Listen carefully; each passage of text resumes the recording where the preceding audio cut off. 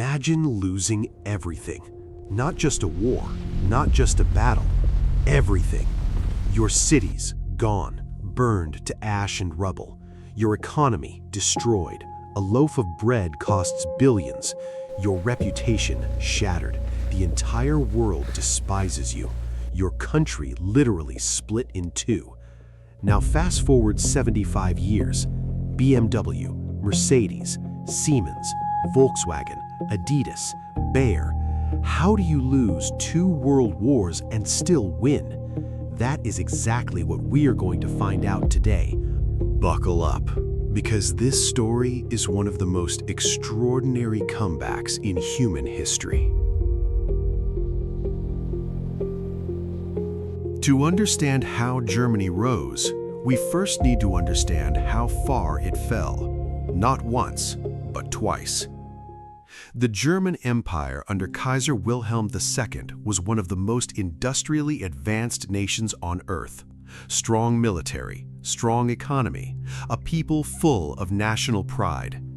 Then came World War I, 4 years of the most brutal trench warfare the world had ever seen. Germany fought on multiple fronts, east and west, and ultimately lost. In 1919, the victorious Allied powers gathered in Paris and forced Germany to sign what would become one of the most controversial documents in history, the Treaty of Versailles. Germany was forced to accept full blame for the war, the infamous War Guilt Clause. Pay 132 billion gold marks in reparations, the equivalent of trillions of dollars today. By 1923, Germany experienced hyperinflation so extreme that prices doubled every 2 days. People burned money, literally, because it was cheaper than firewood. The German people were furious, humiliated, betrayed. They called it the Diktat, the dictated peace. The Great Depression hit, and everything fell apart again. Unemployment in Germany hit 30%. Millions were starving. Desperate people make dangerous choices. Here is where the story takes a dramatic turn. The United States made a decision that completely changed the course of history. America's motivation was partly humanitarian, but mostly strategic. The Cold War was beginning. The Soviet Union was expanding. In 1948, Secretary of State George Marshall announced what would become known as the Marshall Plan. The United States would give, not loan, give over $13 billion to rebuild Western Europe. In today's money, that's over $150 billion. West Germany received approximately $1.4 billion, one of the largest recipients. But here's what's fascinating. The money itself wasn't the magic. The idea behind it was the magic. America needed strong, stable, democratic allies in Europe. A broken, desperate Germany was a perfect recruiting ground for communism. The West invested in Germany's recovery, and the Germans, exhausted, humbled, determined, got to work. It was one of the most successful foreign policy decisions in American history, and for Germany, it was the spark that lit the fire. What happened next is called the Wirtschaftswunder, in English, the economic miracle. Between 1950 and 1970, West Germany's economy grew at an average of 8% per year. 8% every single year for 2 decades. To put that in perspective, the U.S. economy today grows at around 2 to 3%, and we celebrate that. So what caused this miracle? 3 things. In 1948, West Germany introduced a completely new currency, the Deutschmark.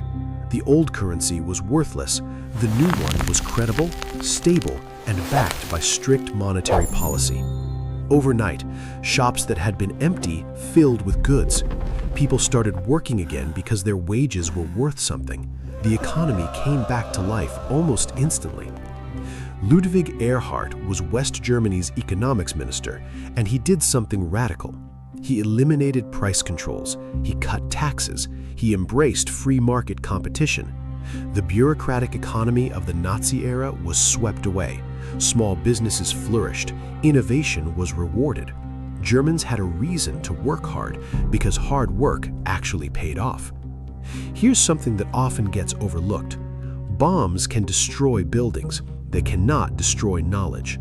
Germany's factories were rubble, but Germany's engineers, scientists, craftsmen, and skilled workers were still alive. Germany's education system had for generations produced world-class engineers and technicians. These people rebuilt Germany with a ferocious, focused determination, not out of arrogance, but out of quiet, disciplined commitment. BMW, Mercedes, Volkswagen, rolling off assembly lines, exported to the world. By 1955, just 10 years after the war, West Germany had already surpassed its pre-war economic output. By 1960, it was one of the top economies on the planet. The world was stunned. Economists called it miraculous. The German people called it hard work. What happened in West Germany between 1950 and 1970 remains one of the greatest economic achievements in human history. Now, here is something absolutely unique about Germany's story, something that no other country in history has done quite the same way. Germany faced its past directly, publicly, painfully. The Nuremberg trials held Nazi leaders accountable. West Germany paid billions in reparations to Holocaust survivors and to Israel. German schools taught and still teach the Holocaust as a central part of history. Holocaust denial became illegal in Germany. Memorials were built across the country. The most prominent, the memorial to the murdered Jews of Europe in the heart of Berlin, just steps from the Brandenburg Gate. In 1970, West German Chancellor Willy Brandt visited the memorial to the Warsaw Ghetto Uprising. He knelt down, spontaneously, in silence. He personally had done nothing wrong. He was actually a resistance fighter against the Nazis, but he was kneeling on behalf of his nation. That image traveled around the world, and it began, slowly, to change how the world saw Germany. Germany's economic recovery and its moral recovery happened together. Countries that trusted Germany were willing to trade with Germany. Europe was willing to integrate Germany into a new economic order, and that integration would become one of Germany's greatest economic advantages. For 45 years, Germany was two countries. West Germany, prosperous, democratic, part of NATO and the growing European Economic Community. East Germany, communist, controlled by the Soviet Union, significantly poorer. A concrete wall, 155 kilometers long, cut through the heart of a city. Families separated overnight, a brother on one side, a sister on the other. Families torn apart, some never saw each other again for decades. Then, on November 9th, 1989, the Berlin Wall fell, one of the most iconic moments of the 20th century. People climbed on the wall, danced on it, hammered it apart with their own hands.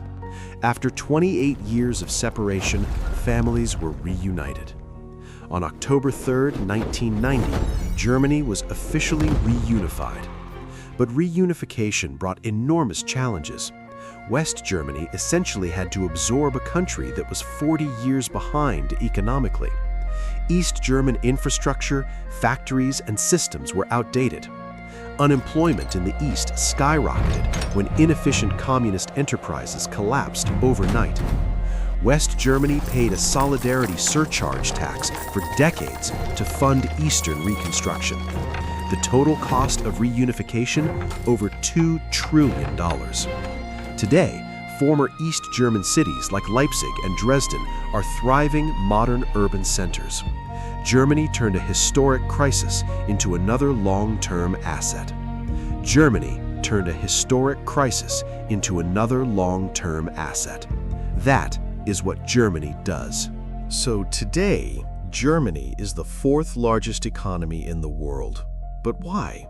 What keeps it at the top?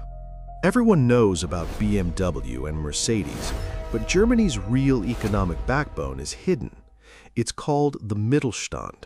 medium-sized, often family-owned companies that are world leaders in very specific niche industries. Companies you've never heard of that make the best ball bearings on the planet, or the best industrial pumps, or the best packaging machines. Germany has over 1,300 of these hidden champions, companies that dominate their global niche. This diversity makes Germany's economy incredibly resilient. In Germany, going to university is not the default expectation. The German apprenticeship system, the dual system, trains young people in real skills at real companies. Electricians, machinists, mechatronics engineers, chefs, IT specialists, these workers are trained to the highest global standards. The result? Extremely low youth unemployment and a workforce that is genuinely skilled, not just credentialed. Germany exports nearly 50% of everything it produces: cars, machinery, chemicals, pharmaceuticals, electronics, sent to every corner of the globe.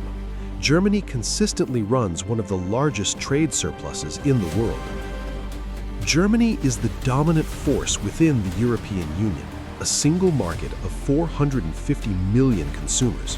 German companies sell freely across Europe, with no tariffs, no currency exchange, no customs barriers. Germany helped design and shape the EU to benefit trade, and it has enormously benefited from that design.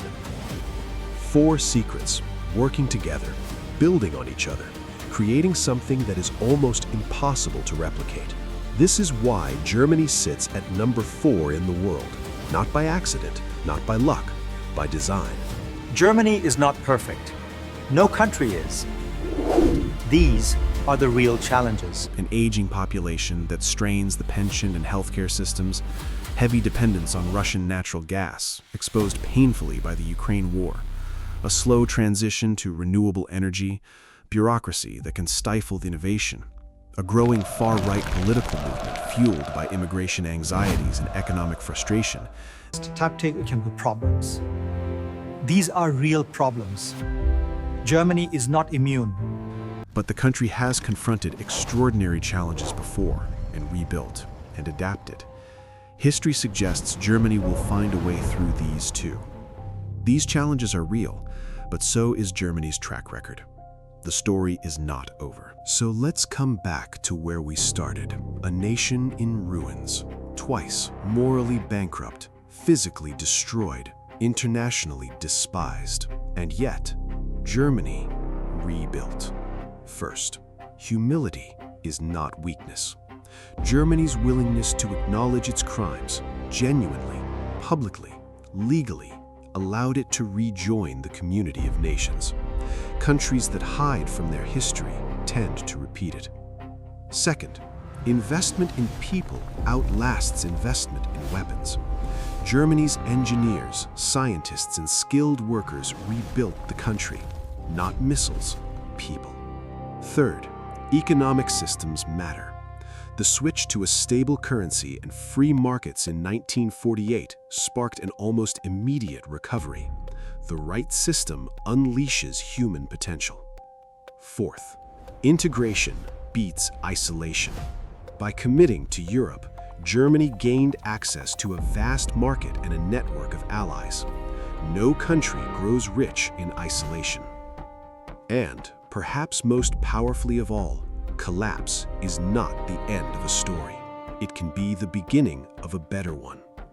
Germany lost 2 world wars, suffered hyperinflation, was divided by an iron curtain, faced the weight of history's darkest chapter.